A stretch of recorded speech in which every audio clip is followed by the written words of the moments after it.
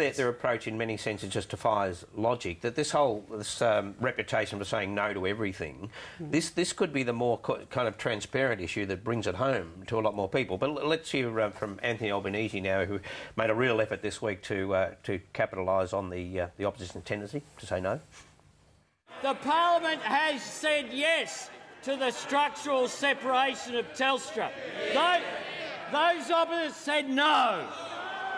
The Parliament said yes to rebuilding Queensland after the devastation of the floods and Cyclone Yasi. Those opposite said no.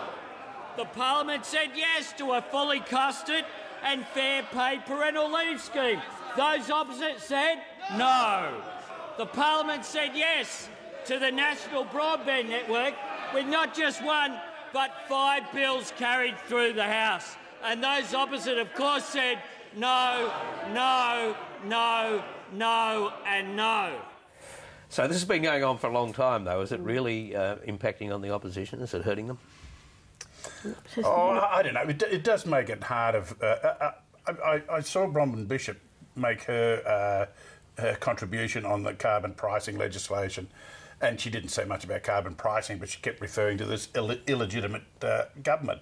It's very hard to sustain that epithet when 190 plus pieces of legislation have gone through without the government losing one. I also think, I don't think it's made much of a difference up until now, but this might be the issue where it actually starts to be a mistake for Tony Abbott, just because he's so clearly taking a position that will lead to exactly the opposite outcome to the one that he says he wants. So, you know, maybe this time the message that the government's been trying to portray will actually get through. And it'd be the first bill to be defeated.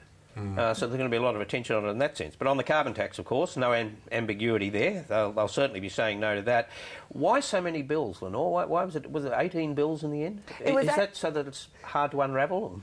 I don't think the number of bills is what will make it hard to unravel. There are things in the bills that will make it hard to unravel, like explicitly saying that permits sold probably before the next election will be a property right, which will make it more likely that they would have to be compensated for should a coalition government come in and repeal the whole thing. That makes it harder to unpick. But the number of bills is just the way the thing is drafted. Right. OK, so what did you make of the opposition's reaction when the bill was first introduced? I mean, this is the big bill for the life of this government, and the opposition walked out. Yeah, I thought it was...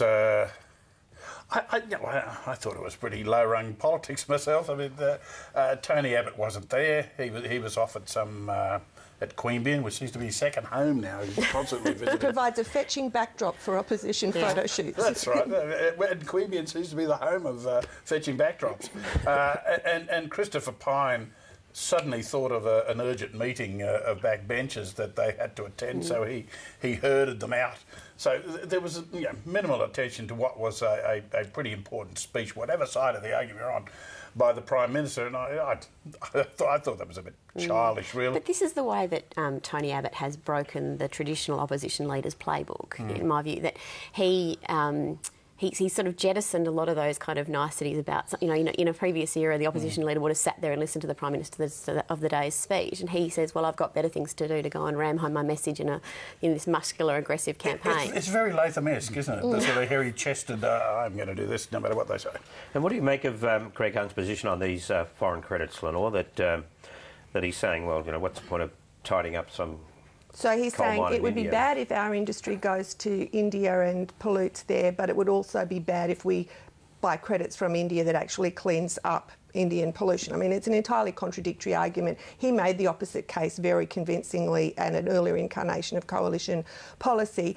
I mean, the international carbon market has had some cases of fraud, like most markets. The Australian Crime Commission, which he kept citing in his interview with you, didn't find anything about that fraud. It actually mentioned it in 4 paragraphs in a 103-page report, and it was just citing newspaper reports. I mean, this is an international market that countries and big companies all participate in, and the government has actually really been quite strict in our legislation about what kind of credits could be bought.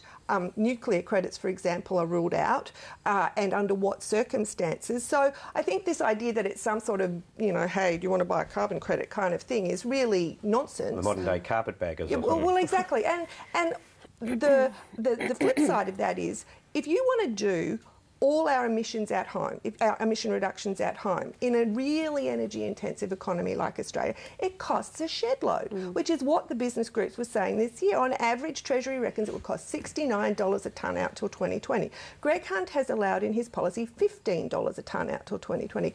The only way he can make that math add up is because he's going to get 60% of it from soil carbon, which actually doesn't, change the economy at all. And none of the soil carbon traders think he can do it for that much. So I really think when attention turns to his policy, it will be seen that if it is capped, as they say it is, it ain't going to get the emission reductions that they're targeting. And there's willful misrepresentation by the Coalition on this, where they keep arguing that Labor's scheme would have taxpayers buying these permits, when that's not actually the way it's structured either.